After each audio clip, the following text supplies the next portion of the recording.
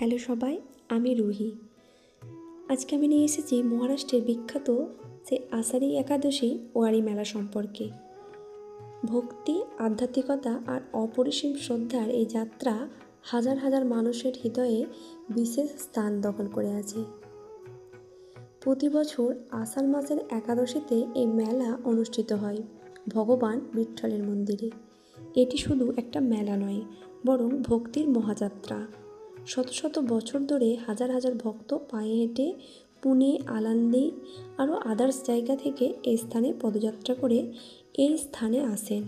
একে বলা হয় ওয়ারি। ভক্তরা দলে দলে ভজন, কীর্তন আর ঢোল তাশার সঙ্গে যাত্রায় যোগ দেন। বিঠোবার প্রতি এই নিখাদ ভক্তি দেখলে আপনি পুরো অবাক হয়ে যাবেন। আর এই যে ক্যাম্পগুলো দেখছেন, এই ক্যাম্পগুলো সরকার থেকে করে দিয়েছে। ওখানে জরুরি অবস্থার জন্য ডাক্তারের ব্যবস্থা করেছে এবং যত ওয়ারিরা আছে ওখানে খাওয়া দাওয়া এবং বসার ব্যবস্থা করে দিয়েছে। আর সেই উপলক্ষে এখানে মেলাও হয়, এই দেখুন। আর আমরা এই মেলায় চলে এসেছি। এই মেলাতে বিভিন্ন ধরনের জিনিস বিক্রি হচ্ছিল, আর বিশেষ করে বাচ্চাদের খেলনাগুলো। এই খেলনাগুলো দেখুন, সব খেলনাগুলো ফিক্সড রেট 120 টাকা। আর এইদিকে সব বসেছে, এগুলো সব 10 টাকা দাম।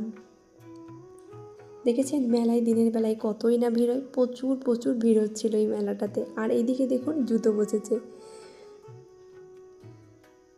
মোবাইলের কেস, বাচ্চাদের জামা থেকে শুরু করে সমস্ত কিছুই এই মেলাতে এসেছিল।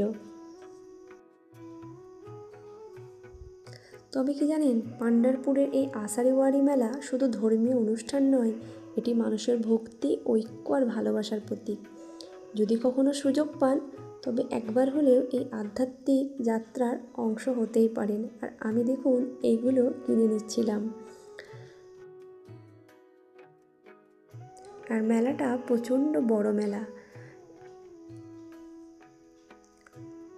আর এখানে প্রচুর আর্টিফিশিয়াল ফুল এসেছিল